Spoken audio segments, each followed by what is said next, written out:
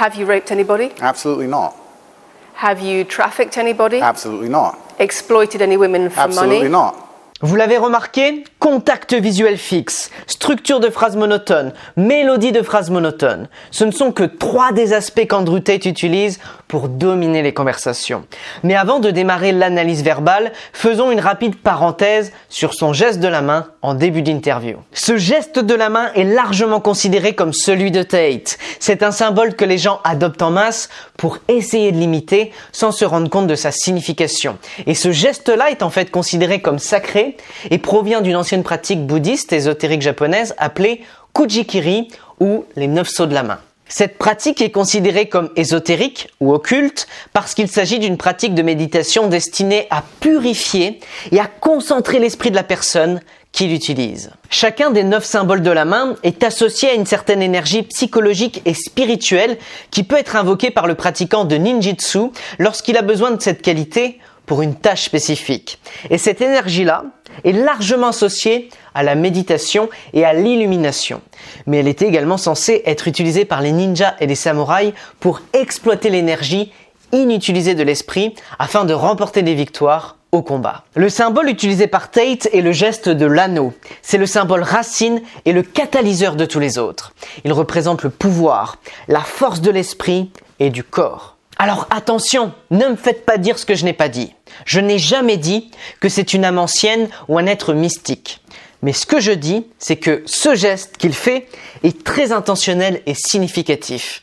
Il ne s'agit pas simplement d'une façon confortable de placer ses mains, ni d'un symbole réservé à Tate. C'est un symbole ancien de puissance, de vitalité et de préparation au combat. Au cours de cette interview, Andrew Tate reste calme la plupart du temps à travers son langage corporel. Cependant, ce n'est pas toujours le cas de la journaliste Lucy Williamson qui montre une attitude peu confiante. Elle plie rapidement les jambes. Elle attrape ensuite son propre bras. Et ce sont tous des indicatifs d'insécurité. Nous pacifions lorsque notre mécanisme de défense se déclenche et que l'adrénaline est libérée dans la circulation sanguine via les glandes surrénales, ce qui provoque une augmentation du rythme cardiaque et une tension des muscles. Et ce qui provoque aussi une sensation de picotement dans les terminaisons nerveuses lorsqu'elles sont comprimées par la tension dans les muscles. Et cela provoque notamment une forte envie de se gratter à cause de la démangeaison. En attrapant son poignet avec son autre main et en établissant un contact physique avec elle-même, elle se calme. D'ailleurs, une étude menée par Len Chital en 2016 a révélé que des techniques d'autocontact, d'auto-apaisement, telles que le toucher physique, sont utilisées par le cerveau pour réduire l'excitation psychologique. Il est évident qu'elle éprouve un inconfort émotionnel ici. Regardons maintenant ce que Andrew Tate fait dans cette interview de la BBC. But I have to be as honest and frank as I can while also protecting myself and following my legal counsel. So let's talk about... Andrew Tate établit ici tout d'abord un cadre bienveillant selon lequel il est venu à cette interview avec une intention positive. Et vous verrez peut-être qu'il a été enregistré sous un autre angle. C'est Andrew Tate qui l'a enregistré pendant 40 minutes. Et ça a ensuite été coupé au montage par la chaîne de la BBC. Donc il y a une version Andrew Tate de 40 minutes sans montage et une version avec montage de la chaîne BBC. Andrew Tate établit donc d'abord un cadre positif et bienveillant qu'il rompt ensuite assez rapidement. We have an open criminal investigation. I am absolutely and utterly sure I'll be found innocent. I know the case better than you. I know it intimately and you don't. I have seen all the criminal files and the evidence against me and you haven't. I know the truth of what happened and you don't. Alors vous avez bien compris, la paix, la joie et les crêpes, c'était hier. Maintenant il passe à la domination, à l'offensive. Et il le fait en établissant ce que nous appelons un niveau de communication asymétrique personnalisé. Alors qu'est-ce que ça signifie ? Imaginez un peu. Une communication symétrique, c'est une communication d'égal à égal, au niveau des yeux. Par contre, Andrew établit consciemment une domination en créant une asymétrie. Donc, il regarde la personne de haut et pas seulement en raison, par exemple, de son expertise ou de quoi que ce soit. Mais il fait toujours cette personnalisation. Je m'y connais et toi pas. Moi et toi non. Moi et toi pas. Et c'est ainsi qu'il construit cette distance, cette opposition pour simplement démontrer aussi son statut, son pouvoir. D'ailleurs, vous devriez savoir d'une part comment vous protéger de ce genre de choses et d'autre part comment l'utiliser consciemment lorsque d'autres personnes veulent vous couper l'herbe sous le pied. Si vous voulez apprendre ce genre de choses, abonnez-vous à la chaîne et activez la cloche. C'est exactement le genre d'analyse que vous trouverez ici chez Attitude Alpha. Alors ce qui est intéressant par rapport à l'extrait qu'on vient de voir et que vous venez peut-être de le remarquer, c'est qu'il se réfère aussi au cadre qu'il a déjà délimité auparavant. Et sinon, il utilise aussi des choses où ça devient un peu plus problématique. I'm actually such a nice person that The I've never had BBC has anyone come at spoken me. to somebody since your arrest who says exactly those things. That with you, it's all manipulation. There's an ulterior Is this motive Sophie? to everything Is this you Sophie? do. Oh, it's Sophie, the fake name, no face, no I one, was so the intent story that on was wanting invented. Alors pourquoi est-ce un peu problématique? On peut appeler ça un empoisonnement invérifiable du puits. L'empoisonnement du puits est quasiment l'argument selon lequel les autres personnes ont fait quelque chose de mal, c'est-à-dire qu'elles ont empoisonné le puits. Le problème, c'est qu'on ne peut pas le vérifier. Par exemple, si vous êtes un homme ou une femme politique et que vous voulez dénigrer un parti en utilisant cette stratégie, vous allez dire « les partisans de ce parti sont racistes ». Et ça permet de faire quoi? Ça permet de décrédibiliser le parti et on ne sait pas si l'information négative que vous avez révélée est vraie ou fausse. Revenons à notre extrait. La journaliste avance un argument et il dit « Attendez, cette Sophie-là, c'est vous qui l'avez inventée. » Alors peut-être qu'ils l'ont inventée, peut-être pas. Le problème, c'est qu'on ne peut pas le vérifier. Et dès qu'il y a cette accusation, il peut s'y référer encore et encore. Ah oui, c'est la fameuse Sophie, imaginaire, et ainsi de suite. Et c'est déjà un peu problématique du point de vue de l'argumentation, parce qu'elle n'a jamais dit qu'il s'agissait de Sophie. Il a donc complètement introduit cela, cette narration, et ça dégrade la crédibilité de la journaliste. Donc maintenant, vous connaissez cette nouvelle stratégie. Par contre, ce que vous ne savez peut-être pas, c'est qu'en regardant de plus près la version complète sans montage de l'interview filmée par Andrew, on voit qu'elle confirme qu'il s'agit bien de Sophie au niveau du langage corporel. Is this Sophie? Is this Sophie? Oh, it's Sophie, the fake name, no face. Conclusion, si nous regardons uniquement l'interview de la BBC, nous n'avons pas toutes les informations nous permettant de faire une analyse complète et sérieuse. Maintenant, essayez de repérer sa prochaine stratégie dans l'extrait suivant. It's actually very interesting that me, one of the most famous people in the world, who's been vilified by the legacy media and places all over the internet, while everyone has attacked me from every single angle, while federal agencies from multiple countries have called over 2,000 women who know me, we stand here with zero new accusations since my arrest. Zero. Je trouve dommage que la BBC ait coupé cette partie car il s'agit, à mon avis, d'un argument très fort de Andrew Tate. Et c'est ce que nous appelons aussi le rasoir d'Occam. En bref, nous disons qu'une explication simple est beaucoup plus probable qu'une explication super complexe. Et donc, une explication simple sera aussi mieux acceptée par la majorité des gens qu'une explication très détaillée, super complexe. Et donc, qu'il faut parler le plus simplement possible. Et c'est un bon argument aussi contre les théories du complot. Par exemple, ok, alors il y a cette grande conspiration, plus de 39 000 personnes, et personne ne divulgue rien. Personne ne dit rien. Et si vous y pensez, la probabilité est très faible, surtout si l'on considère que si vous dites un secret à 5 personnes, il y a de grandes chances qu'il soit dévoilé à d'autres personnes. C'est donc un bon argument de la part d'Andrew Tate. Dommage que cette partie de l'interview ait été coupée. Toutefois, la journaliste, elle aussi, est très très forte. And I'm quoting back to you your own words where you describe They're not my words. coercion They're and words emotional they're words manipulation. you found on the internet, and Sophie doesn't exist. On your so let's move on to the next website, in subject. your voice. Move on to the next subject. No, I think I'll stick on this one for a minute. D'une part, Andrew Tate tente ici de prendre les devants au niveau métacommunicatif en disant « n'en parlons pas, parlons-en ». Cependant, elle le bloque et il cède à son tour. Pour rappel, la métacommunication signifie que vous vous placez au-dessus de la communication, en tant qu'observateur de la communication. C'est-à-dire que vous ne critiquez pas le contenu en tant que tel, mais la situation. Et malgré ça, elle a clairement marqué un point en matière de communication, car elle reste souveraine en matière de métacommunication dans cette scène. Cependant, Andrew Tate utilise lui aussi des cadres très très crus. And what does she That's accuse? Has she coercion. accused me of a crime, this imaginary Sophie? She's making the point that there is Has she accused me of a crime? emotional or psychological I've asked you manipulation. a question, and I've allowed you into my house. I'm asking you a question. Correct, but you're not the boss here, because I've allowed you into my house I'm asking you the questions. correctly, and I'm telling you. You get to decide the answers. No, we're equal here. I've allowed you into my house. You don't come here with a position of authority. I'm doing you the favor as legacy media, giving you relevance by speaking to you. L'avantage d'être chez soi n'existe pas seulement dans le sport, mais aussi dans la psychologie.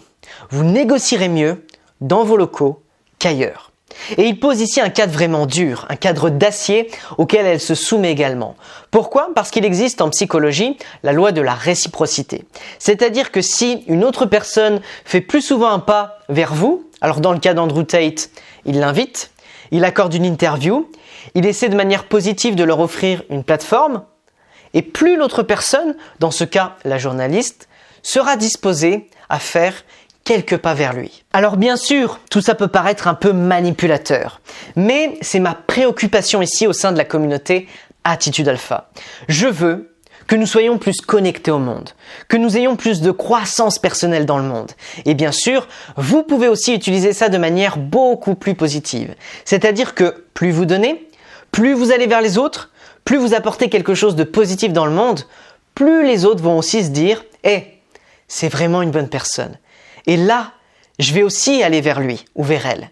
Et en conséquence, utilisez vraiment cela pour vous aussi. Et ce qui est passionnant dans l'extrait suivant, c'est que nous voyons ici une déviation mimétique d'Andrew Tate. I have never, ever encouraged a student to attack a teacher, male or female, ever. I preach hard work, discipline. I'm an athlete. I preach anti-drug.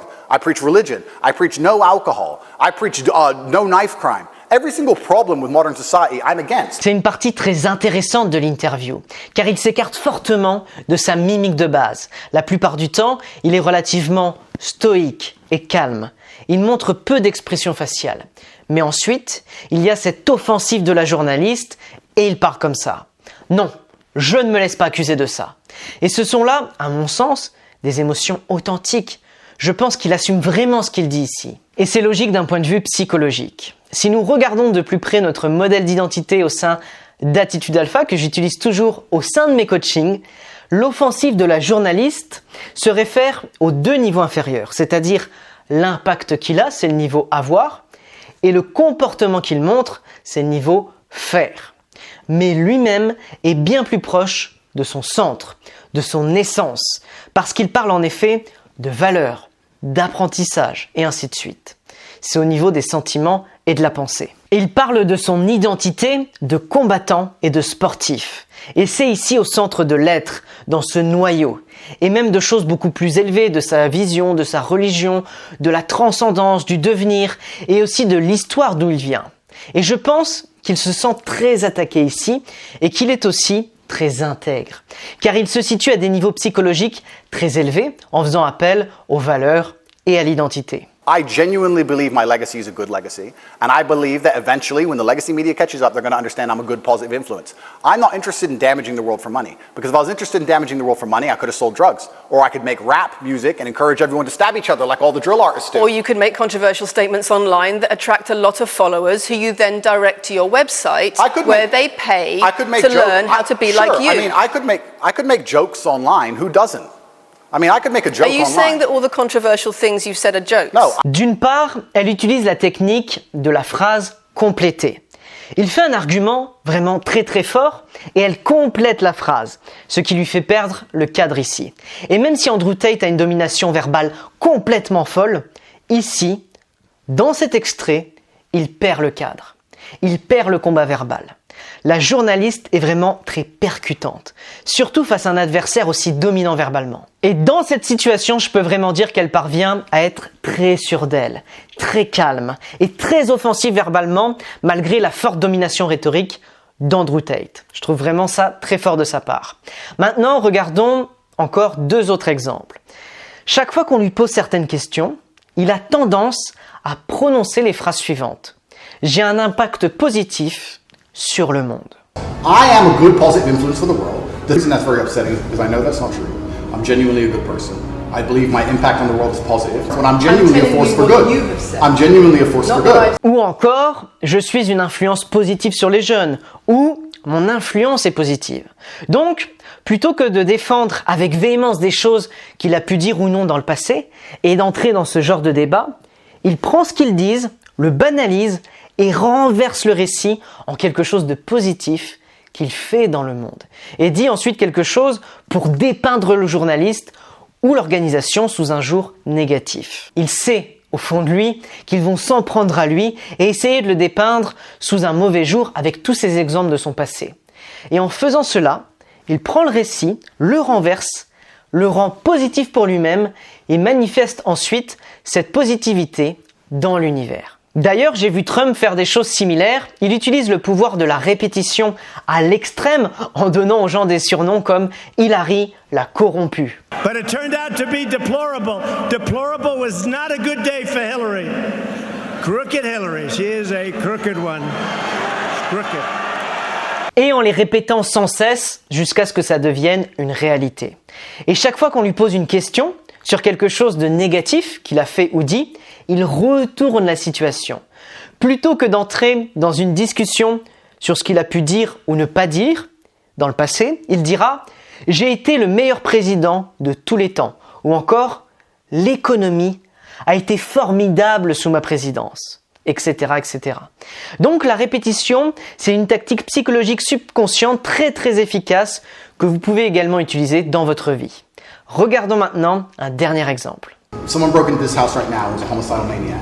I would expect me and the other men in this room to stand up and face them while you and the other women in this room could protect yourselves. I would actually believe the men should go and engage the attacker. I believe that. And even though I don't know you, and you've come into my house with a hostile agenda, and you've come here to try and make me look bad, I would still stand up to protect you. C'est donc un exemple classique où il renforce son intégrité, également dans le modèle d'identité au niveau supérieur, en particulier au niveau des sentiments et de la pensée pour les valeurs, à travers un exemple concret.